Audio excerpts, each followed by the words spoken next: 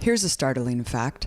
40% of Palestinian men in the West Bank and Jerusalem have spent time in Israeli prisons. And what every elected US official touts as the only democracy in the Middle East, somehow its justice system criminalizes a vast swath of the population. But what types of crimes are being committed that warrants such an incarceration rate?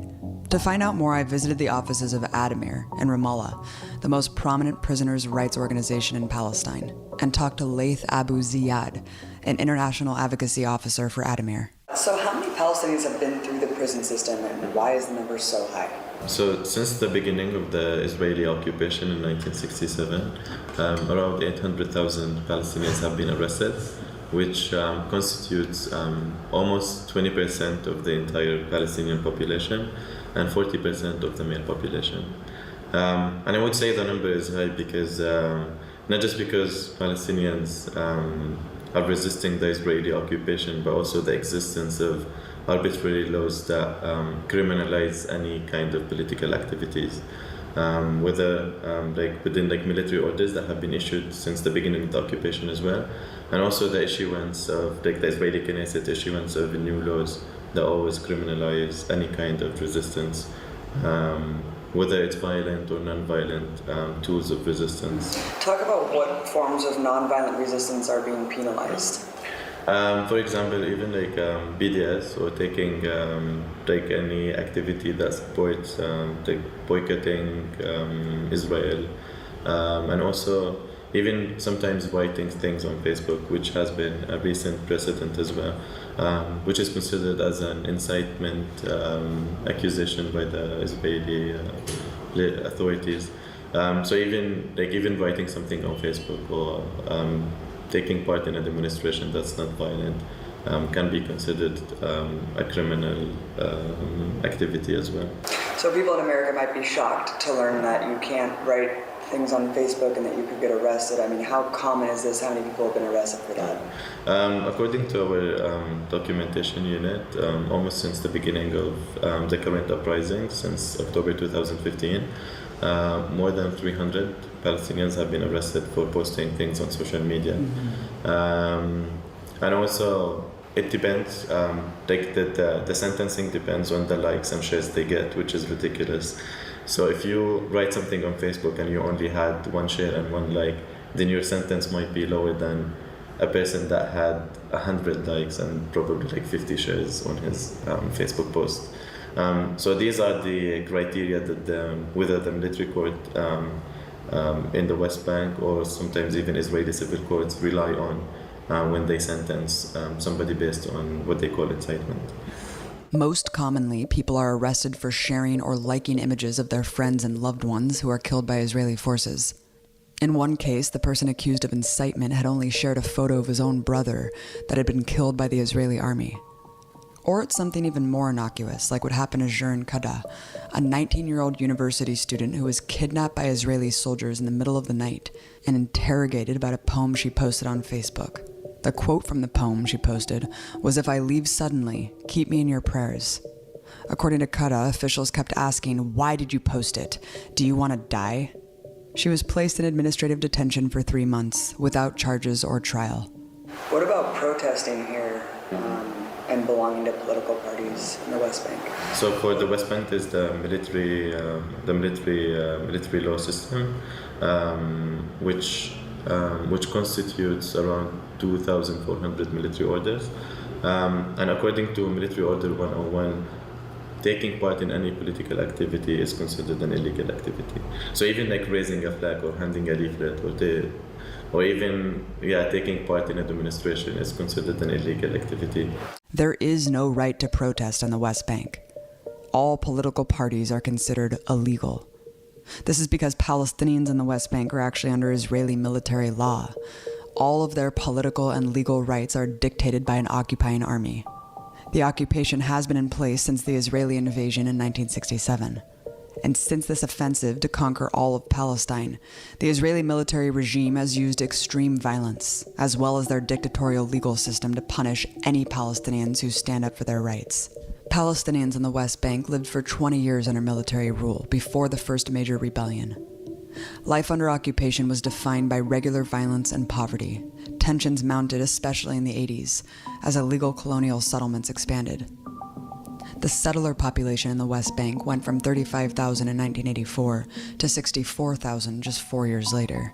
Things came to a head in 1987. After several killings by soldiers and settlers, people everywhere broke out into mass protest in what became known as the First Intifada. From Gaza to Jerusalem to the West Bank and even surrounding refugee camps in neighboring countries took part in mass, united actions. They were the largest demonstrations in Palestinian history, including a general strike, which lasted for 4 straight years. Israel responded with unspeakable repression. It deployed around 80,000 combat soldiers to crush the uprising of more than 500,000 Palestinians across the territories. By 1989, 12,000 Palestinians had been rounded up into Israeli jails. In just the first 2 years, the targeting of minors was so high that nearly 30,000 children required medical treatment from beatings and bullets.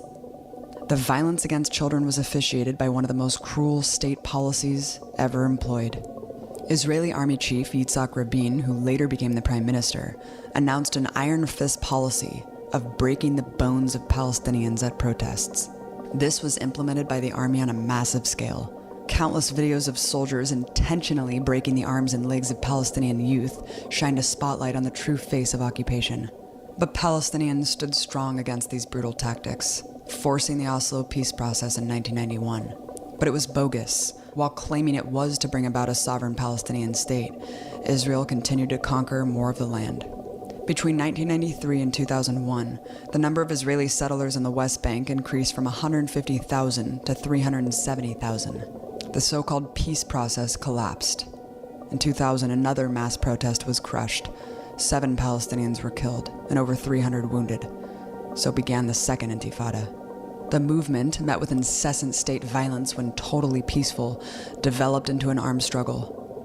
The most vicious attack came in April 2002, where the Israeli military demolished the Jenin refugee camp in the West Bank, killing 52 Palestinians, many left beneath the rubble for weeks. The Israeli government deployed a sweeping policy of targeted assassinations and jailing of political leaders. They also began construction of the apartheid wall, which scars the entire landscape today. It was declared illegal by the International Court of Justice in 2004. Since then, the military regime has continued to pile on more and more military orders, which they call laws, to punish Palestinians for any and all acts of resistance.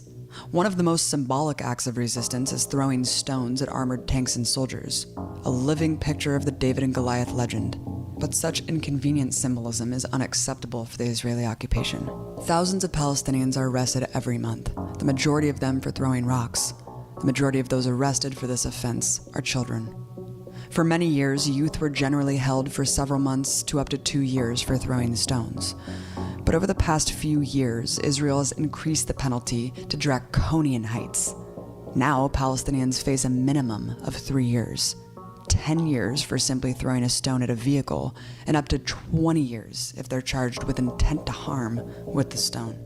When the stricter punishment passed, Israeli Justice Minister Ayelet Shaked boasted, "Tolerance towards terrorists ends today. A stone thrower is a terrorist, and only a fitting punishment can serve as a deterrent and just punishment." Then in 2015, an amendment was added that collectively punished the families of those prosecuted in Jerusalem. It gave the Israeli government the authority to cancel state health insurance and other social benefits for the parents of imprisoned minors. While many stone throwers go to prison, others suffer more serious repercussions. I met with a young Palestinian named Aya at her home in Ramallah. She paid a major price for throwing a stone at a mass protest against the 2012 war in Gaza at the infamous Kalandia checkpoint. I was participating every day in demonstrations to express my feelings because the Gaza war left an impact on me, especially after I saw images of dead children.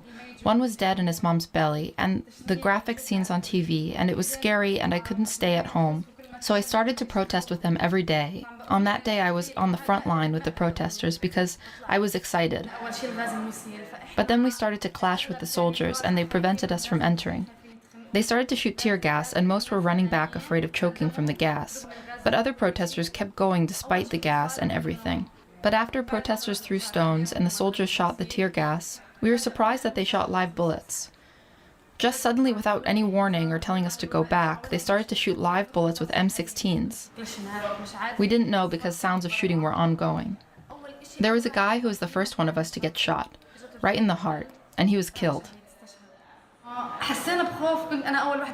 We were scared and I thought I should go back after one was killed. But then I said I'm going for the sake of the people in Gaza. I continued protesting. It began at 9:30 p.m. till 11:30 p.m. I had a slingshot and I was trying to use it to throw a stone. So I took it and I was standing on my knees to throw the stone at them when they shot me here. They shot me with a live round and I couldn't do anything. I thought I died.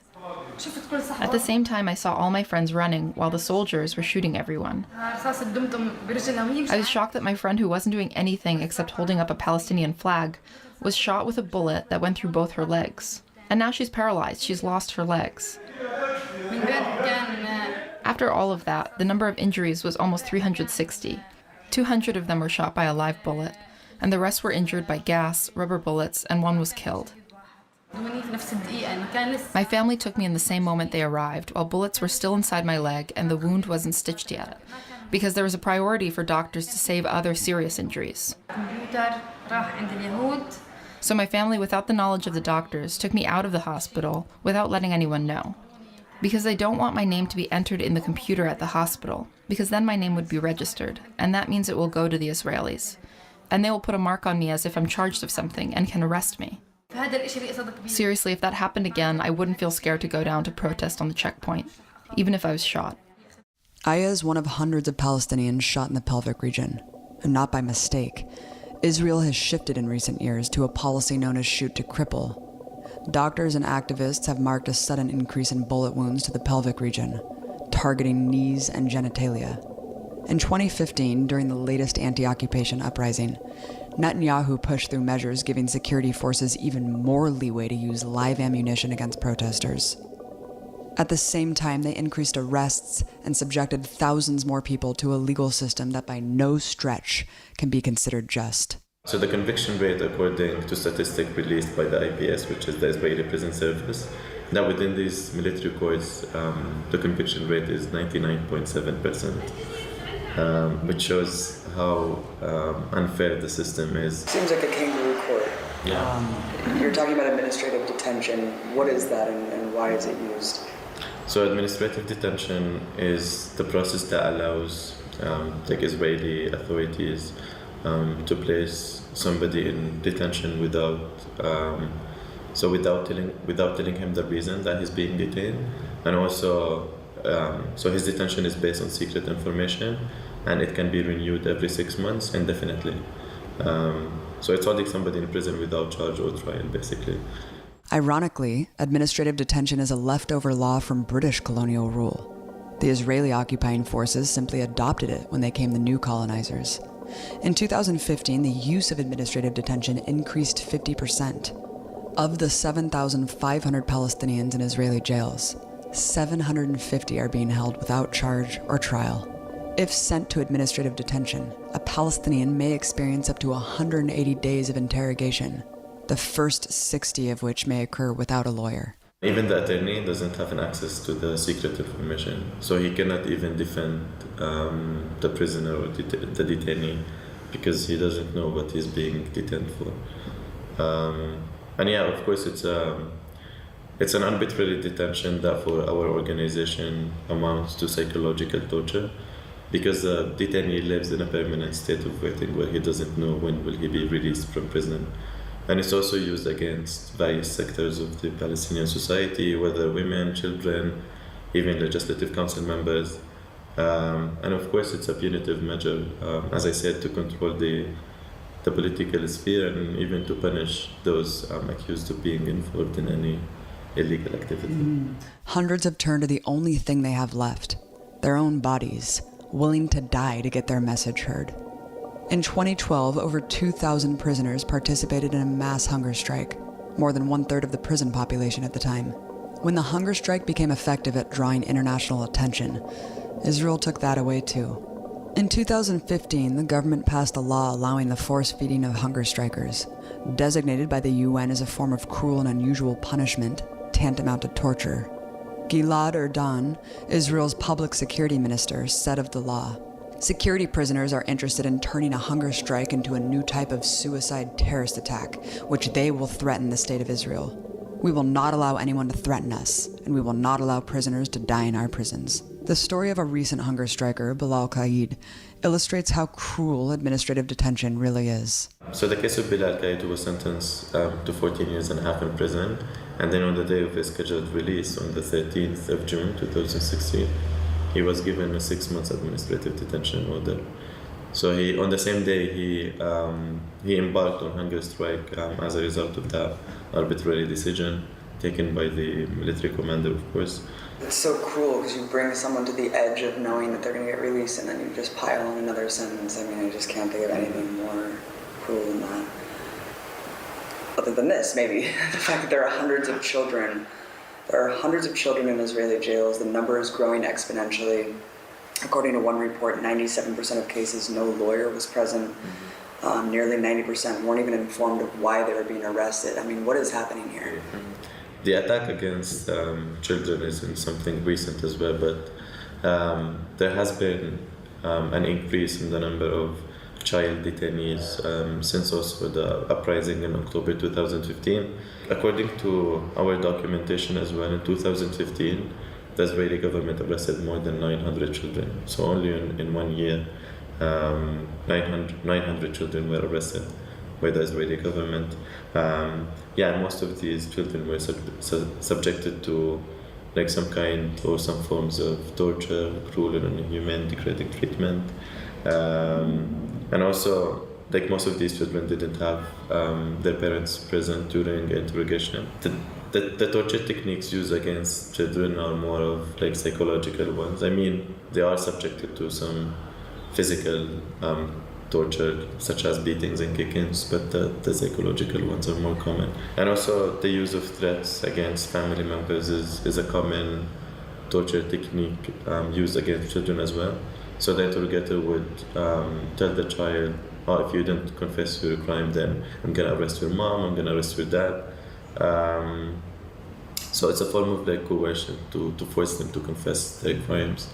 And in some cases, like children were deceived to give a confession to an attorney that by the end, he wasn't an attorney, he was actually an interrogator.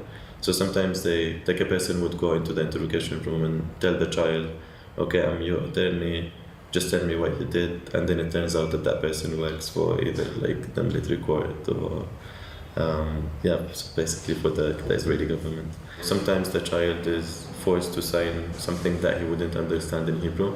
And nobody would even translate like the paper that he's forced to sign, and it can be like a confession that can be used against him in the military court.